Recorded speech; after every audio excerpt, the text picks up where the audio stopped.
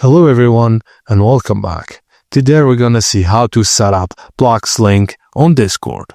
Firstly, go to the Bloxlink website and click on Invite Bloxlink. Select your Discord server where you want to add the bot and grant or require permissions, then click Authorize. Just complete the CAPTCHA verification. Now open Discord and go to the server where you added Bloxlink. Type /setup in the text channel and Bloxlink will automatically create the necessary roles and set up verification.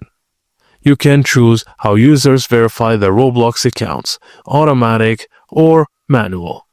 Then choose automatic or manual from the menu. To automatically assign roles based on Roblox groups, use bind group ID then role name, or bind group 1, 2, 3, 4, 5, 6, 7 verified. This will assign the verified role to users who are in Roblox group. And that's it, guys. Now, your Discord server is fully linked with Roblox and users can verify their account seamlessly. Thank you for watching and please don't forget to like and subscribe for more.